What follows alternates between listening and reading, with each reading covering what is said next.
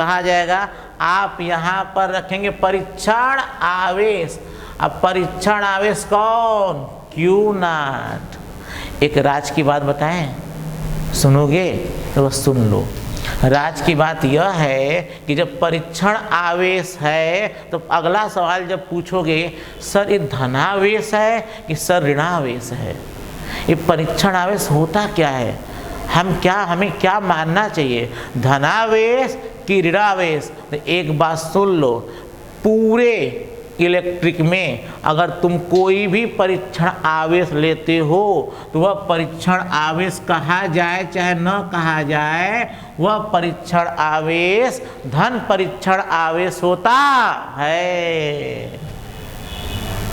समझे? अब देखिए, तो वैद्युत क्षेत्र वेक्टर E बराबर वेक्टर F अपान कौन हो गया? Q not. तो सुन लो, यहाँ आवेश तो कैसी राशि है? अदिश। तो बचा कौन कौन? वेक्टर F और वेक्टर E। तो इसका क्या मतलब हुआ? जो वैद्युत बल की दिशा होगी वही वैद्युत क्षेत्र की दिशा होगी। क्लियर? क्या सीखे? जो वैद्युत बल की दिशा होगी वही वैद्युत क्षेत्र की दिशा होगी। क्यों? वेक्टर E बराबर vector F upon Q not. तो Q नॉट कैसी राशि है? अदिश राशि है। तो बचा कौन कौन? वेक्टर E और वेक्टर F। इसका यह मतलब हुआ कि जो वैद्युत बल की दिशा होगी वही वैद्युत क्षेत्र की दिशा होगी। क्लियर? मैंने क्या बोला? जो वैद्युत बल की दिशा होगी वही वैद्युत क्षेत्र की दिशा होगी। तो अब मुझे बताओ, हमें क्या पता करना है? इस धनावेश के कारण बिंदु A पर वैद्युत क्षेत्र की क्या पता करनी है? दिशा। दिशा कैसे पता करते हो? जिस बिंदु पर वैद्युत क्षेत्र की दिशा पता करनी है उस बिंदु पर क्या रखते हो? परीक्षण आवेश Q नॉट। अब परीक्षण आवेश पर लगने वाला बल वैद्युत क्षेत्र के बारे में कौन बताता है? परीक्षण आवेश पर लगने वाला बल बताता है। तो अब देखो, ये परीक्षण आवेश कैसा है? धनावेश। ये कैसा है? धनावेश। तो बोलो, इस परीक्षण आवेश को प्लस Q अपने पास बुलाएगा? बोलो बोलो, कहोगे नो सर, यह प्लस Q नॉट को अपने से क्या भगाएगा? दूर भगाएगा। तो Q नॉट कहाँ जाएगा? आगे। अर्थात Q नॉट पे बल किधर लगेगा? आगे। और जो वैद्युत बल की दिशा होती है वही वैद्युत क्षेत्र की दिशा होती है। अतः प्लस Q, अतः बिंदु A पर वैद्युत क्षेत्र की दिशा किधर होगी? आगे। कैसा लगा? अर्थात आगे का मतलब आवेश की ओर कि आवेश से दूर। तो कहोगे सर धनावेश के कारण क्या? धनावेश के कारण किसी बिंदु पर वैद्युत क्षेत्र की दिशा सदैव आवेश से दूर की ओर होती है। आवेश से दूर की ओर होती है। आवेश से दूर की ओर होती है। क्लियर? अच्छा, अब अगला, सर यहाँ नहीं चाहिए हमको, सर हमको यहाँ चाहिए। बताइए बिंदु B पर, बताइए बिंदु B पर वैद्युत क्षेत्र की दिशा किस पर? बिंदु B पर वैद्युत क्षेत्र की दिशा। पहली कहानी, पहली बात बताओ, पहली बात बताओ। सबसे पहले दोनों बिंदुओं को एक सीधी रेखा से क्या करोगे? मिला दोगे। मिला दिए। अब मिलाने के बाद जिस बिंदु पर वैद्युत क्षेत्र की दिशा चाहिए उस पर कौन आवेश रखोगे? परीक्षण आवेश। अब परीक्षण आवेश कैसा होगा? धनावेश। तो यहाँ करोगे सर प्लस Q नॉट। अब प्लस Q नॉट पर लगने वाला क्या देखोगे? बल। कि अब plus Q not plus Q की ओर जाएगा कि प्लस Q से दूर जाएगा। तो मैंने क्या सिखाया था? अगर दोनों का चिन्ह समान है तो दोनों एक दूसरे से दूर जाएंगे। तो बताओ plus Q not plus Q की ओर जाएगा? क्या ऊपर की ओर जाएगा? नहीं ना, प्लस ये भी प्लस है, यह भी प्लस है, तो plus Q not plus Q की ओर नहीं जाएगा, बल्कि प्लस क्यू नॉट कहाँ जाएगा, प्लस क्यू से दूर जाएगा, अर्थात प्लस क्यू नॉट बल इधर लगेगा। इसका मतलब आवेश से दूर की ओर, और जो बल की दिशा होगी वही वैद्युत क्षेत्र की दिशा होगी। अर्थात फिर से कोई पूछेगा इस बिंदु पर वैद्युत क्षेत्र की दिशा क्या होगी, तो बोलोगे सुन लो, धनावेश के कारण, या हीरो धनावेश के कारण किसी बिंदु पर उत्पन्न वैद्युत क्षेत्र की दिशा दोनों बिंदुओं को मिलाने वाली रेखा के अनुदिश आवेश से दूर की ओर होता है। सिखा पा रहे हैं? अगला अपने से कर लोगे। कोई पूछेगा सर बताइए, आप तेज है ना, बताइए बिंदु सी पर वैद्युत क्षेत्र की दिशा बताइए, तो कैसे बताओगे? तो सबसे पहला काम, दोनों बिंदुओं को आपस में क्या करोगे, मिला दोगे। मिलाने के बाद इस पर क्या रखोगे, प्लस क्यू नॉट, क्या प्लस क्यू नॉट। और मुझे बताइए ये जो plus Q not plus Q की ओर जाएगा, बोलो नहीं सर। क्यों नहीं जाएगा? क्योंकि दोनों का आवेश क्या है, समान, दोनों के बीच क्या होगा, प्रतिकर्षण, दोनों एक दूसरे से कहाँ जाएंगे, दूर। अर्थात plus Q not plus Q की ओर नहीं जाएगा, बल्कि प्लस क्यू से दूर। तो इसकी दिशा को क्या बोला जाता है, आवेश से दूर की ओर। क्या बोला था जी? अरे बोलोगे बुढ़ो, आवेश से दूर की ओर। तो धनावेश के कारण, कोई पूछ दिया धनावेश के कारण किसी बिंदु पर उत्पन्न वैद्युत क्षेत्र की दिशा बताइए, जवाब क्या दोगे? सदैव आवेश से दूर की ओर होता है। कैसा लग रहा है, समझा पा रहे हैं? अब मान लो यहाँ पर एक आवेश आ गया, सॉरी एक बिंदु आ गया, यह बिंदु क्या है, डी। अब कोई सवाल पूछे, बताइए वैद्युत क्षेत्र की दिशा बिंदु डी पर क्या होगी? पहला काम, दोनों को पहले एक रेखा से क्या करोगे, मिलाओगे। इसको बोला जाता है, जब दो बिंदुओं को एक रेखा से मिलाया जाता है तो कहा जाता है रेखा के अनुदिश। जब दो बिंदुओं को एक रेखा से मिलाया जाता है तो उसको क्या बोला जाता है, रेखा के अनुदिश। अनुदिश मतलब या तो आगे होगा या तो पाछे होगा।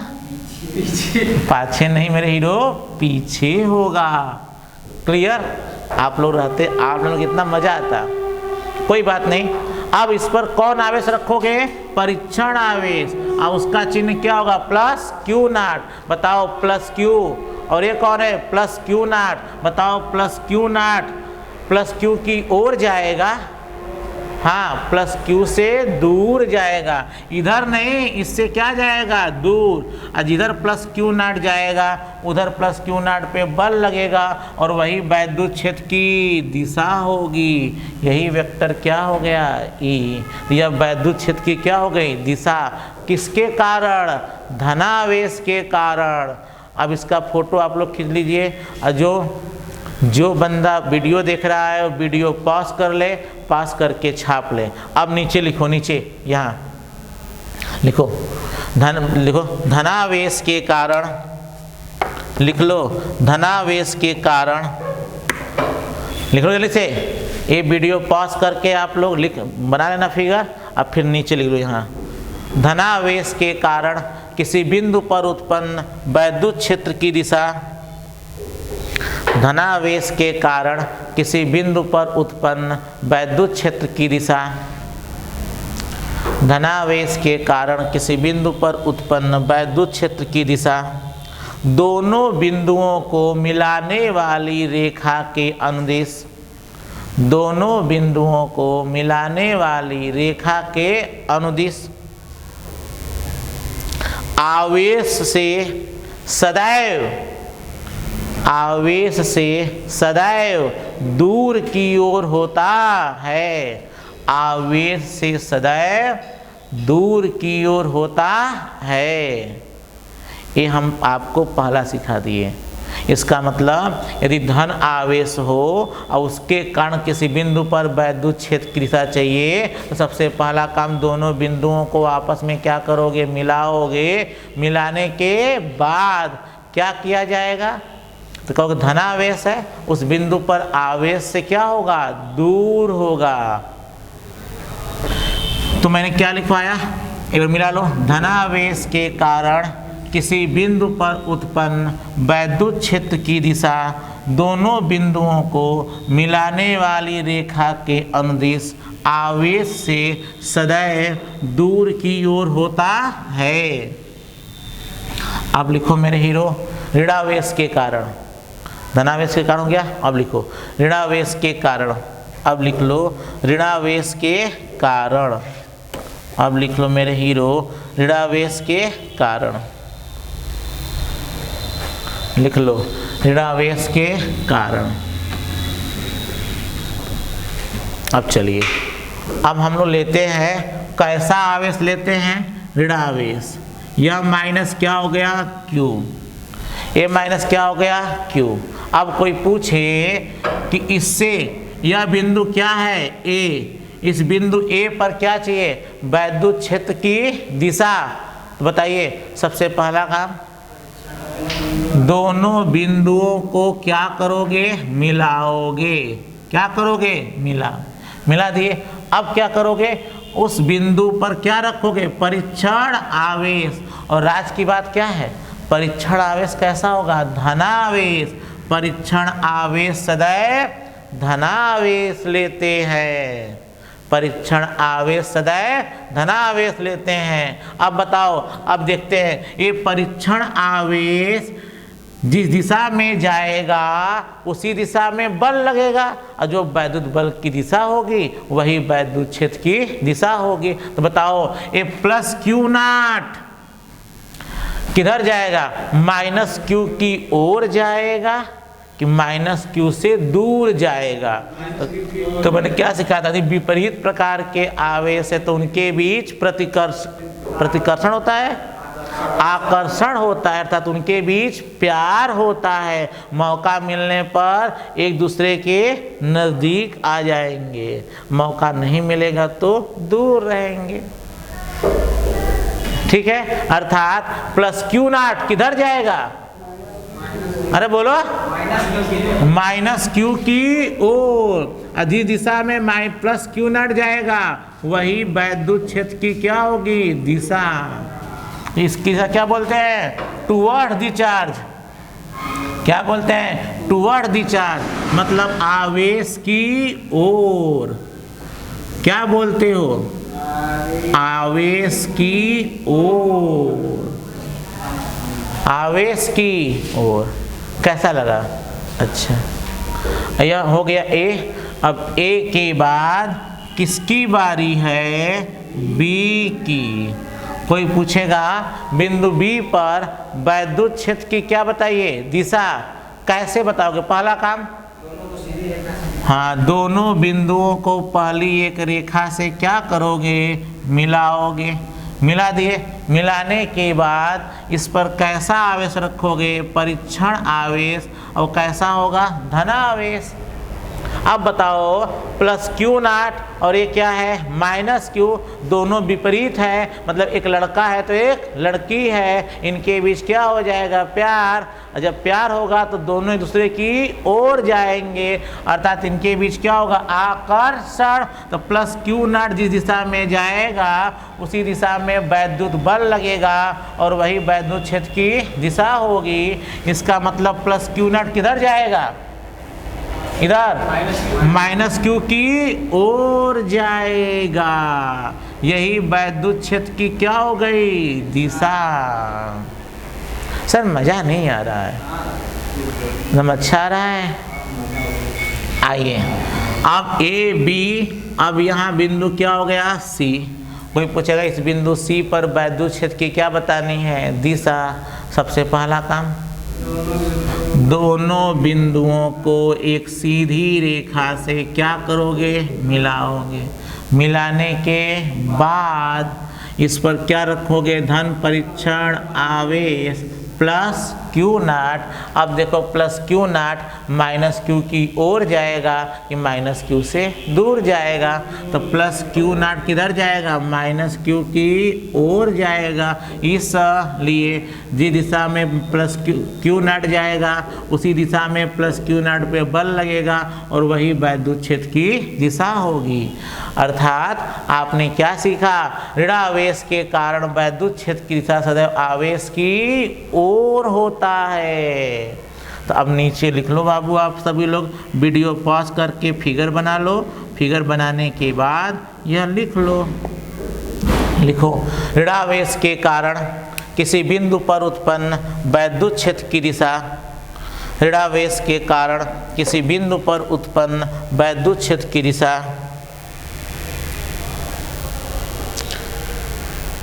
ऋणावेश के कारण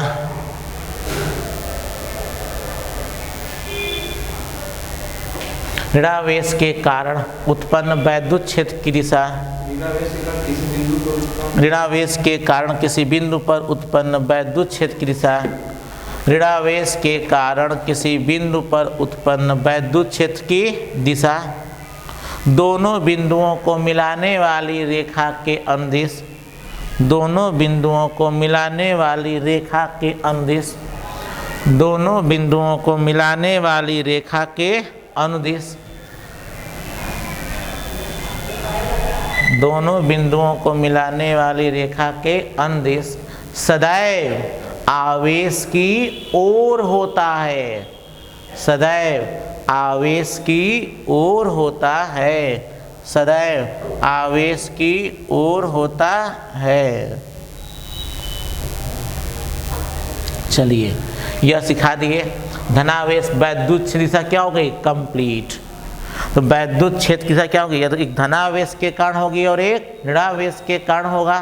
क्लियर। तो कोई पूछेगा धनावेश के कारण वैद्युत क्षेत्र की दिशा, तो क्या बोलोगे, धनावेश के कारण किसी बिंदु पर उत्पन्न वैद्युत क्षेत्र की दिशा सदैव आवेश से दूर की ओर होता है। ऋणावेश के कारण उत्पन्न वैद्युत क्षेत्र की दिशा सदैव आवेश की ओर होता है। डाल लो अगला हेडिंग, अगला करो। किसी बिंदु आवेश के कारण उत्पन्न वैद्युत क्षेत्र की तीव्रता, डालो हेडिंग, किसी बिंदु आवेश के कारण उत्पन्न वैद्युत क्षेत्र की तीव्रता, किसी बिंदु आवेश के कारण, किसी बिंदु आवेश के कारण, किसी बिंदु आवेश के कारण, किसी बिंदु आवेश के कारण उत्पन्न, किसी बिंदु आवेश के कारण उत्पन्न वैद्युत क्षेत्र की तीव्रता, नहीं नहीं नहीं, किसी बिंदु आवेश के कारण उत्पन्न वैद्युत क्षेत्र की तीव्रता। अब थक गए, हाँ कितना हुआ देख लो, देख लो जी चश्मे से,